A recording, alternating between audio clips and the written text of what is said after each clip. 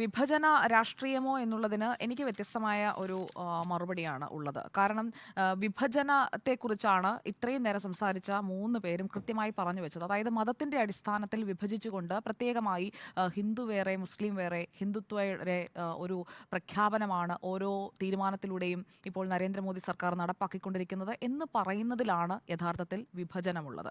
അങ്ങനെയുള്ള ഒരു പോളറൈസേഷന്റെ പൊളിറ്റിക്സ് കളിച്ച് മാത്രമേ കേരളമടക്കമുള്ള സംസ്ഥാനങ്ങളിൽ നിലനിൽക്കാൻ കഴിയൂ എന്ന് തിരിച്ചറിയുന്നത് ഒന്നാമത് CPIM, രണ്ടാമത് കോൺഗ്രസ്.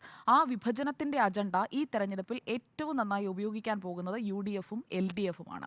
പക്ഷേ ഇവിടെ വിഭജനത്തിനപ്പുറം ഈ പേഴ്സിക്യൂഷൻ അനുഭവിക്കുന്ന മൈനോറിറ്റീസിന് അതാത് രാജ്യങ്ങളിൽ അവരാണ് മൈനോറിറ്റി, അവിടെ മുസ്ലിം മൈനോറിറ്റി അല്ല. അവിടെ പീഡനം അനുഭവിക്കുന്ന ആളുകൾക്ക് അവർ സുരക്ഷയ്ക്കായി ഇന്ത്യയിലേക്ക് വന്നിട്ടുണ്ടെങ്കിൽ അവർക്ക് പൗരത്വം നൽകേണ്ട എന്നാണോ അപ്പോൾ പറഞ്ഞു വരുന്നത്? അവർക്ക് പൗരത്വം നൽകുന്നത് കൊണ്ട് ആരുടെയും പൗരത്വം നഷ്ടമാകുന്നൊന്നുമില്ല. അപ്പോൾ അവർ പൗരത്വമില്ലാതെ ഇല്ലീഗൽ മൈഗ്രൻസായി തുടർന്നോട്ടെ, ഇത് നടപ്പാക്കാൻ പാടില്ല എന്ന് പറയുമ്പോൾ അങ്ങനെയുള്ള ഒരു ഗൂഢലക്ഷ്യം അല്ലെങ്കിൽ അങ്ങനെയുള്ള ഒരു മോശം സമീപനം ഉണ്ട് എന്നാണ് ഞാൻ കരുതുന്നത്. ഇപ്പോൾ 2019 പാസാക്കിയ നിയമം അത് നടപ്പാക്കുന്നതിനെടുത്ത കാലതാമസം 4 വർഷവും 3 മാസവും കഴിഞ്ഞു നിയമം പാസാക്കിയിട്ട്.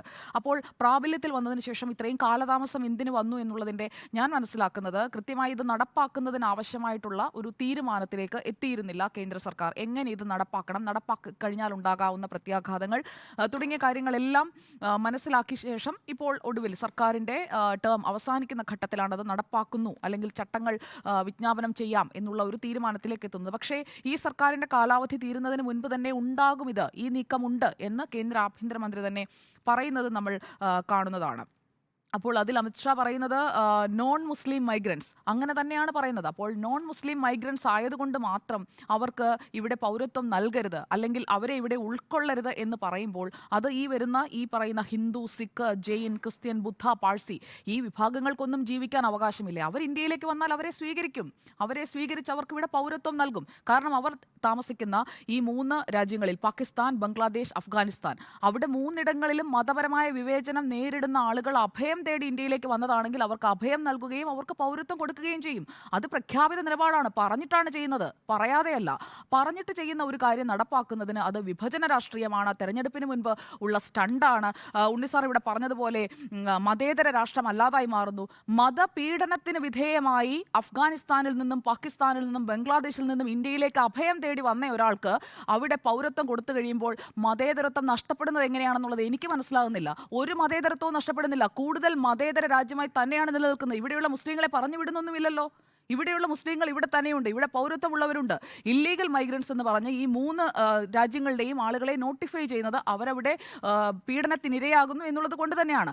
അതിനെ ഉടനെ മതത്തിൻ്റെ പേരിൽ കൃത്യമായി വിഭജിച്ചുകൊണ്ട് ആ രീതിയിൽ അവതരിപ്പിക്കുമ്പോൾ അത് ഏത് തരത്തിലുള്ള നീതിയാണ് ഉറപ്പാക്കുന്നത് എന്നുള്ളത് എനിക്കെന്തായാലും മനസ്സിലാകുന്നില്ല. അത് ഒരു പ്രത്യേക തരത്തിലുള്ള ഒരു ചിന്താഗതിയാണ്. അത് തന്നെയാണ് ഇവിടെ ആവർത്തിച്ച് പറഞ്ഞുകൊണ്ടിരിക്കുന്നത്. കേരളത്തിൽ യാത്രാരേഖകളില്ലാതെ ഇന്ത്യയിലെത്തി ഇവിടെ തുടരുകയും 2014 മുൻപ് ഇവിടെ എത്തുകയും ചെയ്ത ആളുകൾ, അവർക്ക് കൃത്യമായ രേഖകളൊന്നുമില്ല. അവർക്ക് ഈ പൗരത്വം ഉറപ്പാക്കുന്നതിന് അല്ലെങ്കിൽ ഇവിടെ തങ്ങൾ ഇല്ലീഗൽ മൈഗ്രൻസ് അല്ല എന്ന് പ്രൂവ് ചെയ്യുന്നതിന് വേറൊന്നും അവരുടെ കയ്യിലില്ല. അങ്ങനെയുള്ള ആളുകൾക്കായിട്ടാണ് പൗരത്വത്തിനായുള്ള നടപടികൾ പൂർത്തിയാക്കുന്നതിന് കാര്യങ്ങൾ ലഘൂകരിച്ചത്. ഈ ഒരു ഓൺലൈൻ വഴി അപേക്ഷിക്കാം എന്നുള്ള സംവിധാനം കൊണ്ടുവരുന്നത്, പ്രത്യേക പോർട്ടൽ സജ്ജമാക്കുന്നത്. അങ്ങനെ ഒരു വാഗ്ദാനം പ്രകടന പത്രികയിൽ വെച്ച് ഒരു പാർട്ടി ജയിക്കുന്നു, അവരധികാരത്തിൽ വരുന്നു, അതും അധികാര തുടർച്ചയാണ്. ആ അധികാര തുടർച്ചയിൽ അധികാരത്തിൽ വന്ന ശേഷം പറഞ്ഞ കാര്യം നടപ്പാക്കുന്നു. അതിന് ആ പറഞ്ഞ കാര്യം നടപ്പാക്കുന്നതിന് വേണ്ടിയാണല്ലോ ഇവിടെ പിണറായി വിജയൻ പറയുന്നത് പോലെ ഇത്രയും വലിയ ബിഗ് മാൻഡേറ്റ് കൊടുത്തത് പറഞ്ഞ കാര്യം നടപ്പാക്കാനാണ്. ആ പറഞ്ഞ കാര്യം അവർ നടപ്പാക്കുന്നു. വീണ്ടും തെരഞ്ഞെടുപ്പിലേക്ക് പോകുന്നു. ഞാൻ വരാം ഡോക്ടർ അരുൺ, ഞാൻ പൂർത്തിയാക്കട്ടെ. അപ്പോൾ മുസ്ലിം ഭരണ രാജ്യങ്ങളിൽ പീഡനമില്ല, സ്ഥാപിക്കേണ്ട ഒന്നാമത്തെ കാര്യം. ഇവിടെ പറഞ്ഞതിൽ നിന്ന് എനിക്ക് മനസ്സിലായത് മുസ്ലിം ഭരണ രാജ്യങ്ങളിൽ പീഡനമില്ല. പിന്നെ അവിടെ നിന്ന് ഓടി വന്ന ഈ വിഭാഗത്തിൽപ്പെട്ടവർക്ക് പൗരത്വം കൊടുത്താൽ ഇന്ത്യയുടെ മതേതരത്വം തകരും. എങ്ങനെ തകരും? ഇവിടെ ഒരു മതേതരത്വവും തകരാൻ പോകുന്നില്ല. ഇവിടെയുള്ള ആളുകൾക്ക് എല്ലാവർക്കും തുല്യ അവകാശം തന്നെയാണ് ഈ രാജ്യത്തുള്ളത്. ആരെയും ഇവിടെ നിന്ന് എങ്ങോട്ടേക്കും പറഞ്ഞു വിടുന്നില്ല. ഇനി കേരളത്തിൽ നടക്കാൻ പോകുന്നത് എന്താണെന്ന് കൂടി പറഞ്ഞ് ഞാൻ അവസാനിപ്പിക്കാം. ഇവിടെ പറയാൻ പോകുന്നത് എന്താണ്? ഇവിടെ മുസ്ലിങ്ങൾക്ക് ജീവിക്കാൻ കഴിയാത്ത സ്ഥലമാക്കി മാറ്റിക്കൊണ്ടിരിക്കുകയാണ്. ഹിന്ദു രാഷ്ട്രമാക്കി മാറ്റാനായിട്ടുള്ള നീക്കമാണ് ഈ നടത്തിയ ഈ റിലീജിയസ് പെർസിക്യൂഷൻ അനുഭവിക്കുന്ന മൈനോറിറ്റീസിനെ ഇവിടേക്ക് കൊണ്ടുവന്ന് അവർക്ക് ഇവിടെ താമസിക്കുന്ന ആളുകൾക്ക് പൗരത്വം നൽകുന്നതിലൂടെ ഇവിടെ മുസ്ലിങ്ങൾക്ക് താമസിക്കാൻ കഴിയാത്ത രാജ്യമാക്കി മാറ്റുന്നു. എങ്ങനെയാണ് മുസ്ലിങ്ങൾക്ക് കഴിയാൻ പറ്റാത്ത രാജ്യമാക്കി ഇന്ത്യയെ മാറ്റുന്നത്? അങ്ങനെയുള്ള ഒരു നീക്കവും ഈ രാജ്യത്ത് നടക്കുന്നില്ല. പക്ഷേ ഇവിടെ കൊണ്ടുവരാൻ പോകുന്ന തികച്ചും വോട്ടിന് വേണ്ടിയിട്ടുള്ള ഒരു പ്രീണന രാഷ്ട്രീയത്തിന്റെ കൃത്യമായിട്ടുള്ള ഒരു പതിപ്പ് നമ്മൾ കാണാൻ പോവുകയാണ്. നാളെ മുതൽ കേരളത്തിൽ സമരമായിരിക്കും. UDF അടക്കം LDF അടക്കം ഈ വിഷയം തന്നെയായിരിക്കും പറഞ്ഞുകൊണ്ടിരിക്കുക.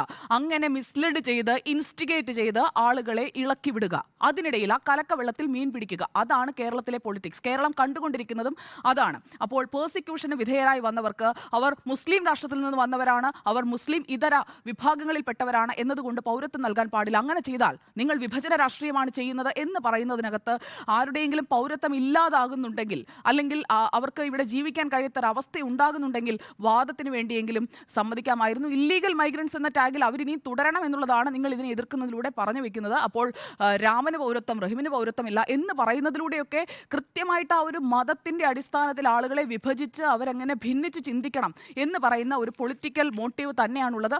അതാണ് യഥാർത്ഥത്തിൽ വിഭജന രാഷ്ട്രീയം. അല്ലാതെ ഈ ആളുകൾക്ക് പൗരത്വം കൊടുത്തത് കൊണ്ട് രാജ്യം അങ്ങ് വിഭജിച്ച് പോകും, ഇവിടെ വിഭജിച്ച് വോട്ട് പിടിക്കാം. ഈ എത്ര പേര് വരാനാണ്? ആ വരുന്ന ആളുകളുടെ വോട്ട് കൊണ്ടാണോ BJP 2014-ലും 19-ലും ജയിച്ചത്? അവർ അവരുടെ പ്രകടന പത്രികയിൽ പറഞ്ഞ കാര്യം കൃത്യമായി നടപ്പാക്കുന്നു. അത് കൃത്യമായി കൊടുത്ത ഒരു പോൾ പ്രോമിസാണ്, അത് നടപ്പാക്കുന്നു എന്നുള്ളതാണ് ഈ വിഷയത്തിൽ എൻ്റെ ടേക്ക്.